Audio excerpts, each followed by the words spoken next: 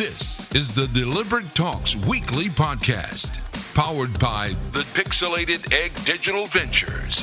Tune in every week to learn something new about digital marketing and entrepreneurship. And now, over to the voice of your host, Dakshin Adyanthaya. Enjoy the show. And here we are from the studio taking this podcast to different parts of the world. This is the Deliberate Talk Season 3. And today is going to be a conversation with someone who has contributed to changing the perception of travel in real and virtual life.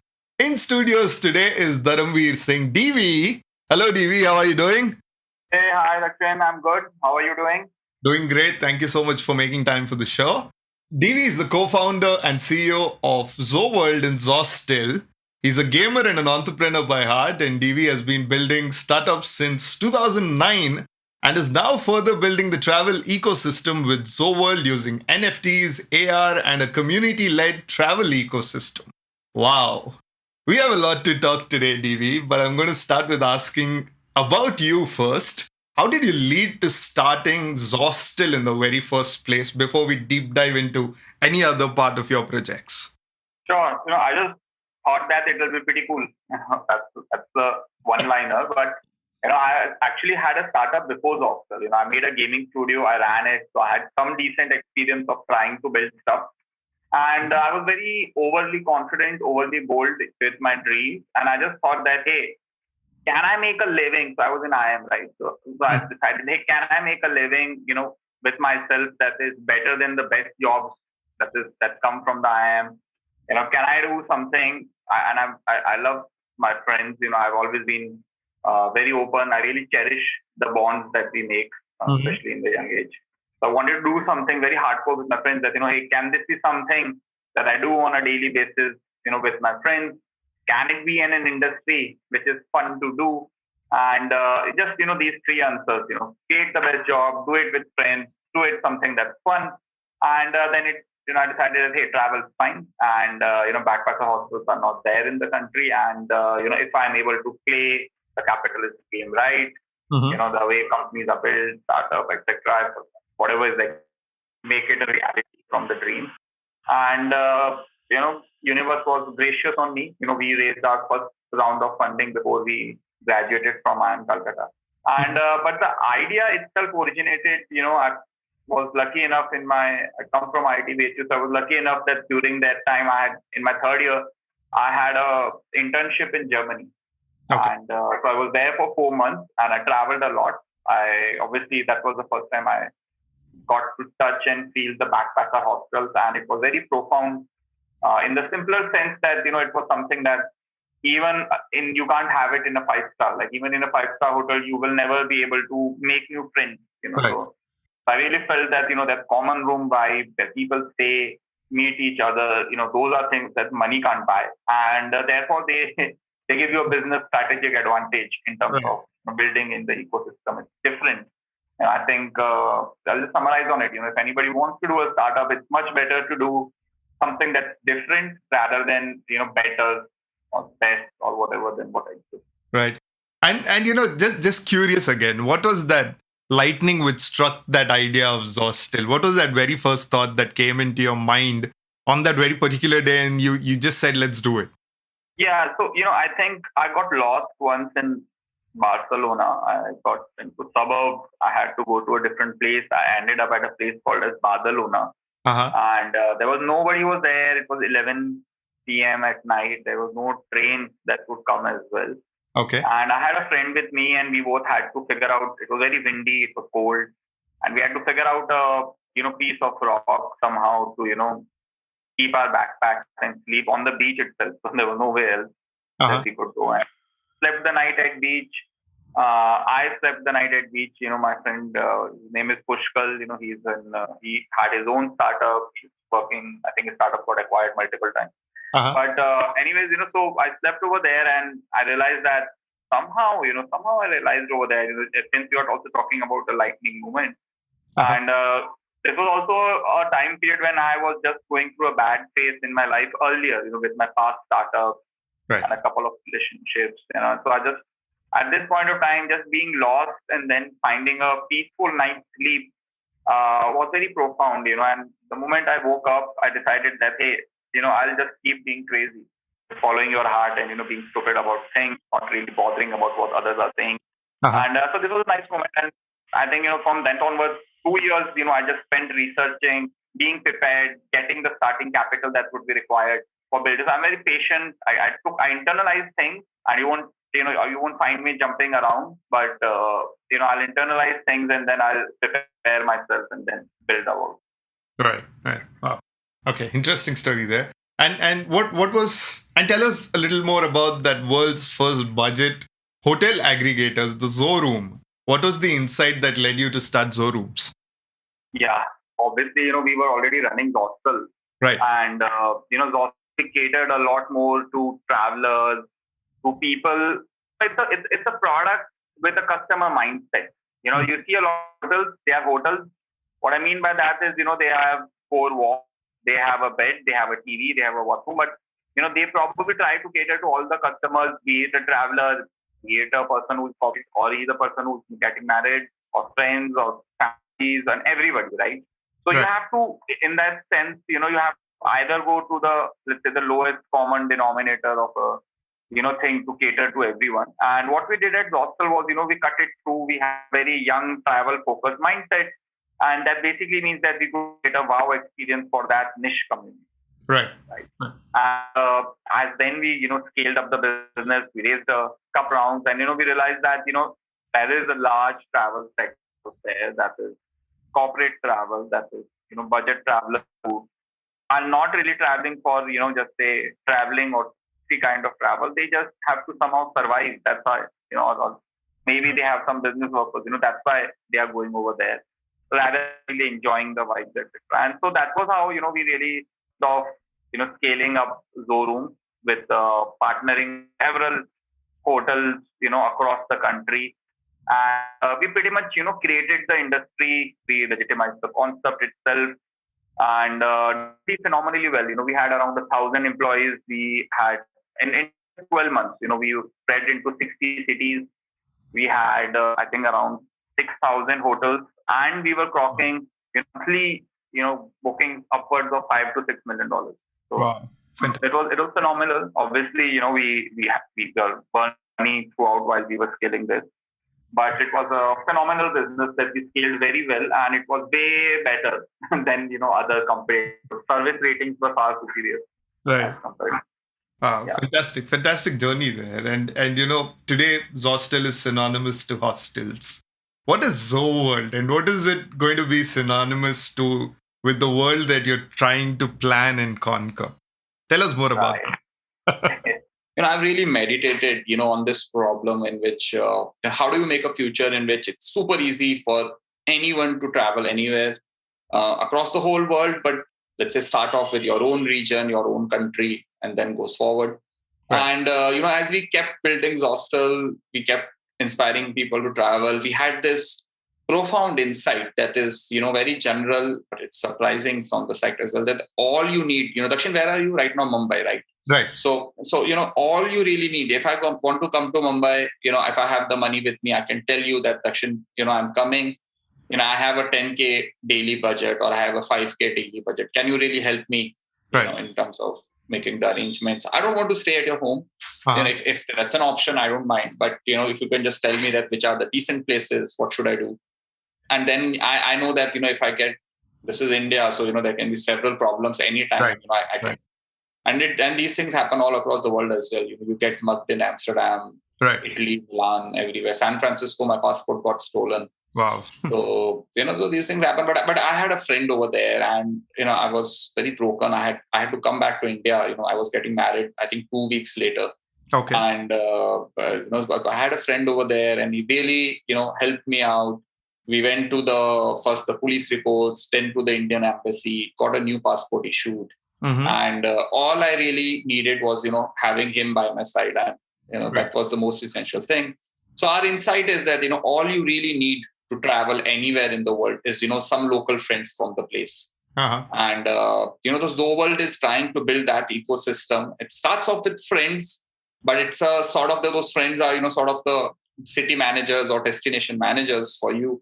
But the product itself is that, you have a very simple marketplace in which you have people who are, giving you hosting your from a couch surfing or an Airbnb or a hotel perspective.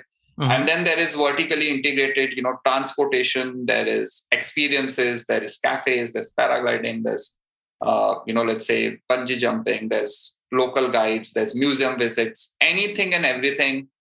We think the travel industry is very people centric. And we are in Zo World, trying to build this ecosystem where we hope that in the future, the current traveling is such from an aspirational perspective. The top layer is that, there are people who are today digital nomads. Right. These people can travel for 3 months to San Francisco, 3 months to, let's say, Bali, 3 months to Goa, and, 3 months to Amsterdam, and then they come back. So there are people who are right now, traveling such as I just said. And so I think the modern traveling is not about, going to a place, checking off, hey, I've seen Eiffel Tower, clicking 2 pictures and then coming back. Right. Modern traveling is about living at that place. It's about absorbing that local culture. It's about being a part of the local community and, contributing, learning, evolving together as a human being. There's a spiritual journey that goes along, when you travel. We strongly believe that. Right. So that is what we are trying to do at Zo World. Our idea is that, we want to enable humanity to travel anywhere in the world. It's really a lifestyle thing. It's not just really, that it's a traveling thing that, hey, I got your booking done and it's now out of the game. It's a lifestyle thing that, hey, today evening, Dakshin just, he's in San Francisco. He wants to check out that, hey, are there any other podcasters in the town? I would love to meet them. And it's a simple question, and maybe you can find a niche podcast community, whatever it is. But we want to have that Zo ecosystem in which we have the different passions, we have different things. So right now, what we are launching is, our vision is that let's say 10 to 20 years down the line, there might be at least 1 billion people, who are sort of our Zo members, sort of traveling with us. And to really have those kind of scale, those kind of numbers, we need millions of people who act as hosts across the world. From different services, etc. And to reach out to those millions of people, we are going very boldly saying that, hey, this is not something that DV can build or Dakshin can build, or, just let's say the team that's hired can build with some sort of VC money.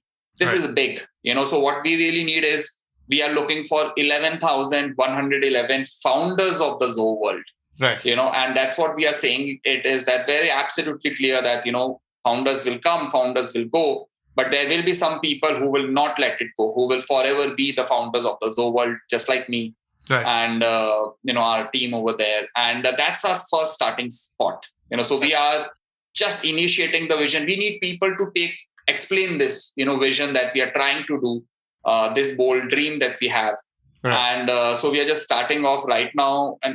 But we will be launching, the founder NFT collection. And the idea is that half of them will be given to people who just help us build Zo World. And we have placed bounties. You can do anything. You can contribute from design, you can contribute from coding, you can contribute from even like you can contribute from making YouTube videos, podcasts, Instagram posts, helping us marketing, or you can even show the commitment with a tattoo. There's this guy who got a tattoo of the Z symbol that we have. Oh, nice. And, he's a fellow founder with us today. And he actually then joined us full time as well, and it's hardly been 2 months. So I think that is a, underground, sort of a cult or a revolution that's brewing up. And if we do play our cards right, we should be able to, establish this global travel community. And then we take it forward together. We take it forward together. We figure out what's to see, how to do. So, that's broadly Zo World, what we're trying to do. Divi, just extending the conversation, because we both have been a part of NFT worlds at the current cluttered, the niche clutter that we have. We know a lot of people play for, profits. It's all about profits. Yeah, it's all about profits. It's all about paper hands right now, just dumping the projects. There are a lot of projects which are really good, but being dumped at a floor price below minting and all those kind of aspects, right? From your founder perspective of finding 11,000 plus founders, people who are here in for profits alone might not be beneficial for the project, you feel? Or is it like you rightly said, right? Founders will come and go. But Right. with respect to paper hands and people for profits, how are you working towards that in terms of helping out others build an ecosystem? See, anyways, personally speaking, I keep an eye on good projects. If there's something that's below mint, Right. I obviously, don't have that sort of bandwidth right now, but I have some friends who inform me that, yeah, boss, this is a good project we should get in. And I give them my Ethereum that, hey, boss, I'm very bullish on Right. I see NFTs as the consumer layer of Web3. I think the metaverse, when whatever is the metaverse, in my opinion, it is the consumer layer of Web3. We have had, the hard blockchains, Right. we have the protocols, we have decentralized finance. Yeah. And where I see NFTs is that, it is all about now coming to the consumer layer with the mercs, events, activities, app usage, games. These are all consumer layers, right? Right. And so I largely love to believe in projects that I believe that will scale in the next 8-10 years and play an important role in building of this open metaverse. And personally speaking about us, I think that I'm really not, I've really not hyped it up. We haven't had a lot of shilling activities. We haven't spammed groups, and that's not what really excites me. I think we have a very small, I think hardly 1,200, 1,300 Discord community. People have, I don't know, lakhs of people at Discord, right? And so I think, having a small engaged community is actually better. And I think the way I'll be building is that I think, I'll not be hyping it up. So I don't think there will be a lot of, people who would be, able to flip it that well because there is hype and people want to jump in and then dump it out. And I don't think we'll have a very hard sellout as well. Okay. But I'm hopeful that, sooner or later, we'll keep building. We'll keep building. And sooner or later, it'll at one point of time, 11,000 is not a big number, and we should be out of firstly the minting phase. Then comes the short term, the people who want to paper hand, people who have got this NFT for free. So we are giving half of them for builders, right? Right. Who have contributed and who will keep contributing. True. So they have been getting it for free, so they might liquidity, they might go. And but that's how I see. I think we are doing very unique. Like we have no PFP NFTs. Right.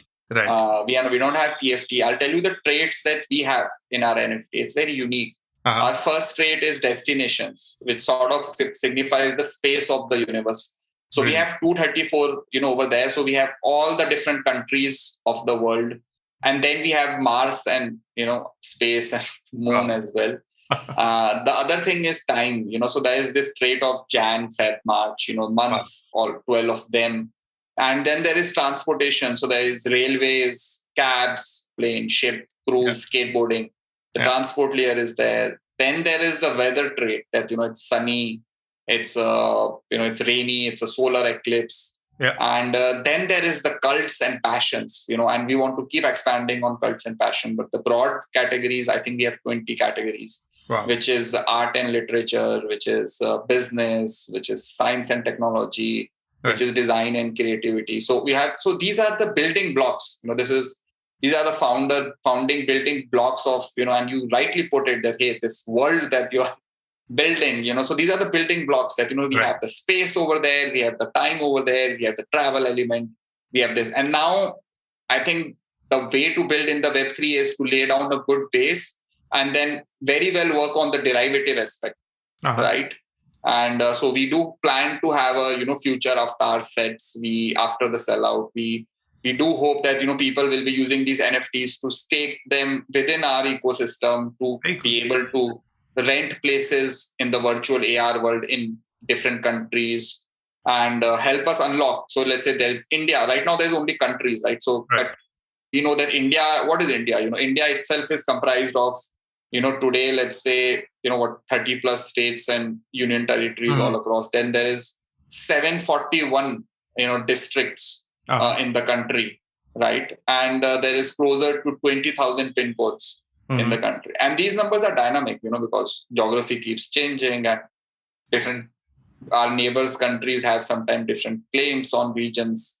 And so, I think if you want to make people travel India, what we really need is we need friends in all of the 741 pin codes at the very least. Right. So I'm not really in for, selling 10,000 NFT and then, boom, some collection and price and raise and then coming up with a roadmap later on and then trying to shill my way through it, somehow survive. We have been on the sidelines for very long. And we have only entered when we are very confident about what we want to do. And we are spending a lot of time into structuring our bases for a very long-term play over here. So, I'll say that it's way easier if we would have been selling, some avatar set. Right. It would have been, and it would have been easier, if you would be hyping it up a lot, working with marketing teams, etc., and doing some differential pricing. But overall, we also understand how the world works and we understand the technology and we want to do it our way rather than, being inspired or copied by someone else. We have been obviously inspired by everyone else, but we want to do it our way, which is unique, which is different. And therefore, it is a high chance that it will not sell out. It will not be something that, jumps straight up. No, but it's very interesting, DV, because, again, from this whole concept of NFTs, metaverse, travel coming into NFTs, there are hardly today, say less than 5% of people really know what are the possibilities with NFTs, right? And in a country like India, with AR NFT concept of travel through decentralized platforms, do you think we are ready to see something like this traveling from a lens perspective of India as a market? I think you are being very generous saying that, there are 5% of people who understand, what is NFT. I really honestly think, Dakshin, even we don't understand that, where NFTs will go. Right. And, where they'll be useful. What we can really say is that they will stay and people will figure out what to do with them. Right. And obviously there's this easier element is the BAYC that they have already established the brand. People want to associate, okay, 2 + 2 is easy. Right. They'll possibly, make some apps and tokens, things will expand. Now coming to, your next part that, how will things probably shape up in India? I think where we see our role is that we want to, first of all, just get as many people as possible a MetaMask account more than anything else. I'm very personally, very emotionally, I've studied a lot that I want India to be the richest country in the world. Right. And I really meditated, just like I've said that, on the problem of how people travel anywhere. I've also really meditated that, hey, I'm not really excited about $5 trillion. It doesn't excite me at all. I want to be excited about a $50 trillion economy. Right. I want India to be a $50 trillion economy, and it will be, and I think that point of time, maybe United States might be 38, 40, China might be closing in on us, but we need to do leaps and bounds and we should aim to be the, be owner, let's say, a 25% GDP in the world. The world's GDP is approaching $100 trillion. Right. By the time it 2x's to 200 trillion, we should probably 10x ourselves. Right. And I think that, the way to build wealth in our country, in India, and for anywhere, the world is to really embrace the next technological revolutions, and that is precisely how every nation has built its wealth. From United Kingdom back in the 1780s, coming up with steam engines and, the whole concept of shipyards and then, ruling, let's say, we were actually ruled by a company, rather than a country. Let's not forget that, British East India Company was one of the first public companies in the world. And, many people own that share. Around 25% of Britain, I think, own the shares of that company. And so, anytime there is a technological revolution, there might be a financial innovation, along with it, in terms of distribution of wealth. And I think we are at the cusp of it, with Web3. And I think if the Indian masses somehow get to MetaMask, somehow get to, own these tokens in different manners, contribute, and it's happening, what you are really hosting over here, and it's happening a lot. Right. And I think, we'll play our role in that area. We are very early in that. And as I said earlier, that, we see ourselves on the consumer layer, with the NFT. So what I am hopeful is that for people, it'll just be traveling with Zo. For people, it'll just be traveling with Zo. They don't care about, your NFTs or, at the back end that this vendor has been, or this local partner has been vetted on the Web3, on the blockchain. All they know is that, hey, it's a trusted people. They are trusted people, and that's what people will remember and learn that, Zo has a trusted community. for the consumers. They won't really care about, that how are they going to be trusted. They know that. So that has already happened, right? You and I care about, how the Bitcoin blocks are mined or how Ethereum works, and then, all the smart contracts and everything else. For people, they are buying JPEGs, right? They don't care about whatever the hell is happening before. True. So, we must look at it from that perspective. But, things go forward in the sense that if there is trust in the back end, it is only a matter of time that, the front end gets it, that, hey, there's trust. Then our idea, as I said earlier as well, that we are completely global. Even today, we have community members from New York, Melbourne, Dubai, Singapore. And we are hopeful that, if we build this travel ecosystem marketplace, things will sprout up ground up. So I want people who are in the villages of Spain, to become a member of the Zo community, sign up, help their own local region be listed. And then maybe a person from Germany just comes and visits them, and we are nowhere in the picture, but we want to be in the ecosystem that, helps make this connection. Okay, fantastic. All right. So again, beyond the NFTs and beyond the conversation that we're speaking about, does this open new opportunities for travel and food bloggers according to you as well? And if yes, then how? Sure. I think, let's say, all of the travel influencers, food bloggers, and who else you mentioned, let's say videographers, whoever it is, right? And so, once again, we have to come back to Web3 to see it as that, sort of this, not just Web3, even in Web2, we can all feel that, there is something happening on the creator, independent, indie front. Right. Something is happening. Some people are shooting out. You are doing YouTubes, you are doing podcasts, and people are coming up, and then, but everybody's still trying to figure out that how do we really crack it for good? That it becomes, my life becomes easy in the sense that I can follow my heart, doing what I love to do, and hopefully I make decent living to survive. I hopefully make decent living that I can travel to a place without worrying about my savings. I sort of make my earning while I'm traveling, right? So I make some money while I'm traveling. So all of these are, travel influencer and food bloggers are, supposedly are, first passions that we'll crack, in the sense that, if you're a travel influencer, you can, first of all, obviously inspire people to become a member of Zo and earn a founder NFT. But then comes the next part of, whenever we want to travel, we have to be inspired to travel there. Let's say, I want to go to, let's say I want to go to South Korea, and that fashion. But if I have somebody, who can show me those reels back to back, or, give me that 2-minute content that gives me a cultural vibe of the place. And it can be very, on the municipal level, it can be on every destination. Like I want to go to Beer. I want to see a 1-minute trailer of Beer. So the way I see travel is that, there's a director, like a movie, it's an experience that happens. So there are people who create it, curate it, and communicate it. And so these two categories that you mentioned, travel influencers, food bloggers, they become an essential part of the, getting all the smaller pieces into place for every destination. And we are very hopeful that, right now we have the NFTs, but, 3 to 4 quarters down the line, we will have our own tokens. We will have a Zo token into picture, which, hopefully will help us give a lot more. Right now, we are giving founder NFTs. So we are also figuring out that, what should be the balancing act. So we are building decentralized operations, right? So, we have the protocols, we have decentralized finance, and Zo is coming and saying, yeah, we want to build decentralized operations. We call decentralized operation DOPE. Internally, we are building the tools to scale it.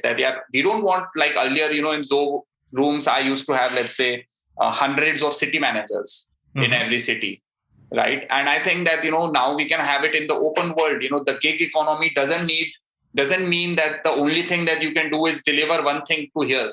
Okay, I think in the gig economy, you can do a managerial role. You can be at that place. You're seeing the ecosystem. The place itself makes money. When people travel, at the end of the day, there's a service industry. So you can very well make anywhere between 15 to 25% of commissions, depending on the category of the business and the demand of the time period. But these 20% commissions on average that we get, we want to give it back, right? So 10% can go back to the community. 5% can go to travel influencers and food bloggers because they inspired people to travel. It is on the demand side. right? 5% can go back to people who are managing the reviews, who are visiting these properties, who are helping them improve, who are helping onboard, new community members for service providing in the city. Right. And that's the managerial role that I see coming up as well. And it's a complex world, but hopefully we'll be able to connect it well. And that will be our long-term moat as well. Right. Fantastic. That kind of brings everyone under one roof and benefits everyone who's a part of the journey. So that's fantastic again. You have to filter out, so travel has this lemons and oranges problem. And so Zo wants to filter out. We are saying that there are good people giving good service. Right. And just with the community traveling, that age-old feedback system, we already gave feedbacks to Uber, Make My Trip, Google. But we know that, these reviews are many times manipulated. People don't go out of the system. So we just bring it transparently in one roof and everybody benefits. You get a good review, your commission increases, the commission that you give decreases. And everybody knows that, hey, there's the Zo ecosystem is evolving. If I do good today as a cab driver, the whole beer destination will improve. So we all will make more money. Right. So game theory is an important part, and we should let's embrace it. Let's see how we do. Super. Okay, then DV, with that we conclude the first round of questions, and now I'm quickly going to speeden up our conversation and move towards a rapid fire conversation. Are you ready for this? I am super excited for this. Super. 3 places that you think everyone should travel to according to you. Barcelona, Amsterdam, San Francisco. Okay. Your favorite NFT projects would be? DAYC. Okay. Best thing someone has told you about the Zo World project when you first told them about it? It's beautiful. It's a dream come true. Every day we hear such things. Okay. The most funniest conversation when you first told someone about NFT or the Zo World? What? Matlab ki why? Things like that. It's funny. Tum bhi shilling karoge, paise chapoge, things like that. Okay. In your words, what happens when travel and NFT come together seamlessly?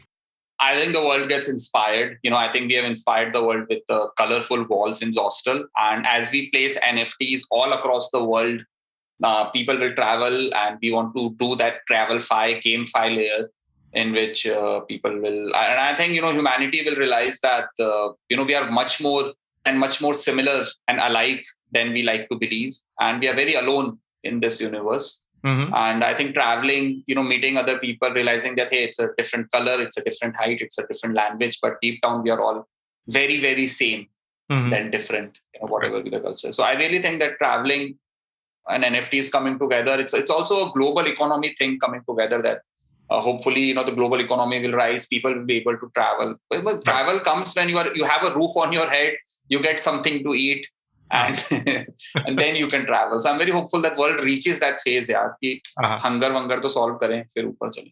Right. Okay. Your pro tip for budding travel entrepreneurs?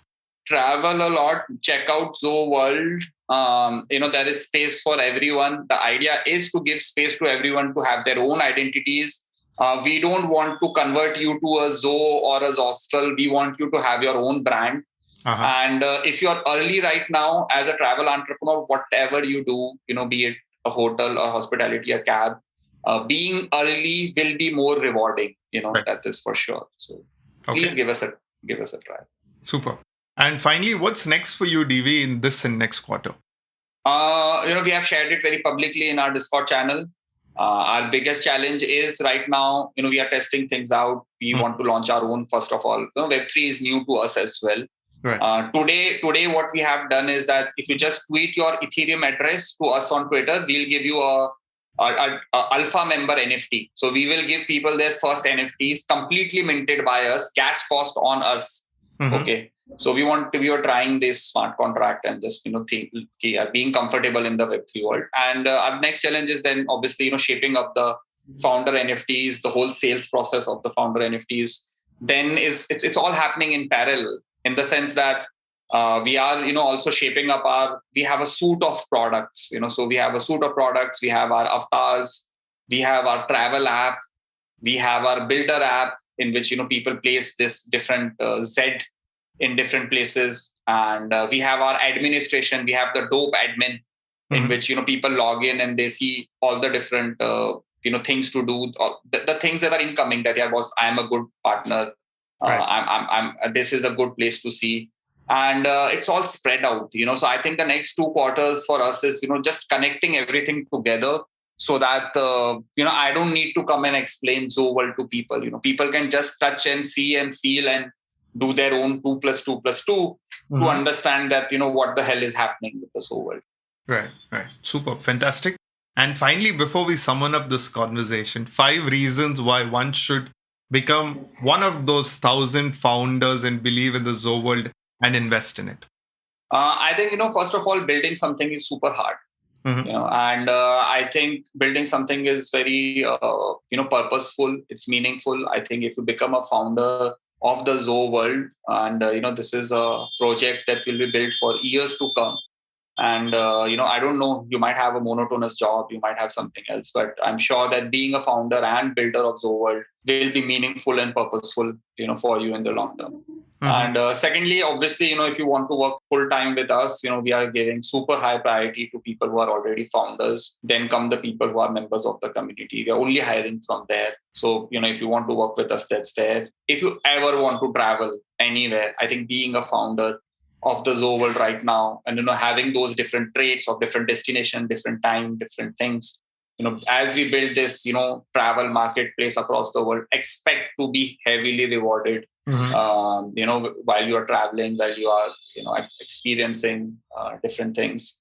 But other than that, I think it's also super cool to be a part of this crazy community. And I think just doing it for the sake of doing it without any specific reason, trying to find incentives. If you're crazy enough, that, hey, I really think that our early founders will, decide to be a part of Zo World on a emotional basis rather than a logical, a complete breakdown basis. And the last is the logical basis that, right now, if you look at even 0.1 Ethereum and, the half of the NFT that we're selling, it's like what, $2 million at current market. Right. Maybe less than that as well. And I hope that, what we are building right now, what you are also getting is a part of, me and my life's vision along with our team's vision. And I plan to keep building this, and I plan to, have $1 trillion of personal wealth, as the century comes to a closure, this 21st century. And hopefully you'll get to ride along with me, but do your own research. Don't come in for the money. Right. But that's the idea. It's going to be very painful long term, but enjoy it. Great. And with that, DV, we come to the end of this episode. Thank you so much for making time for this conversation. And before we go, where can our listeners follow you and your journey?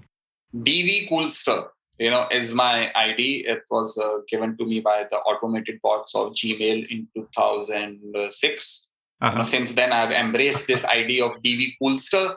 So wherever you see DV Coolster, on Twitter, on Instagram, on Reddit, on Quora, on LinkedIn, everywhere I am DV Coolster, first of all. So for individual, and dvcoolster@gmail.com is obviously one of my emails. Right. And but that's about me. You can follow me everywhere. I would love it. You can DM me. I talk with a lot of budding entrepreneurs. I give as much time as possible back to the community, paying it forward.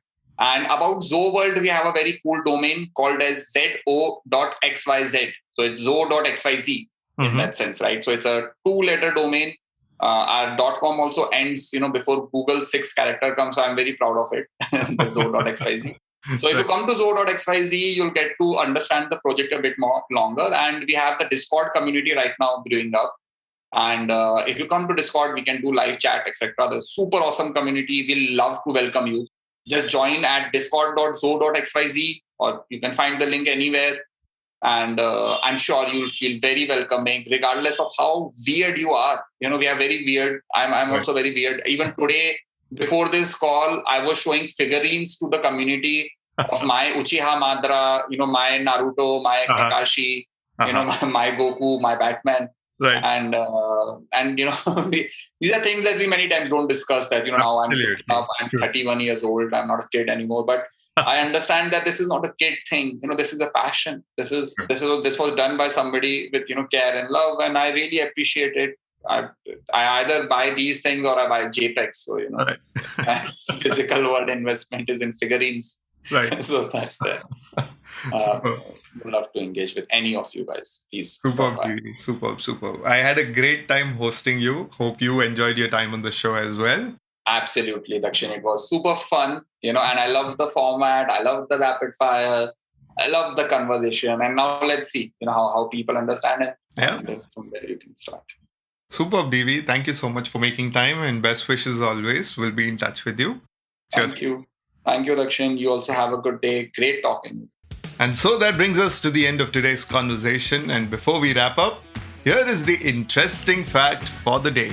In the travel space, a lot of hotels and restaurants are exploring the possibilities with NFT. Did you know in March, a buyer on OpenSea purchased a drink's secret recipe as well as the right to have a free round on every visit for 0.75 ethers? That's about close to around 2,500 US dollars. Wow. So this is an exciting world we are looking forward to. And that's it for today. This is Dakshin Adyanthaya signing off. Don't forget to hit the follow button on your favorite audio platforms and get in touch with me on the deliberatetalks@gmail.com. Join in next Monday for a new episode. Until then, inspire and be inspired.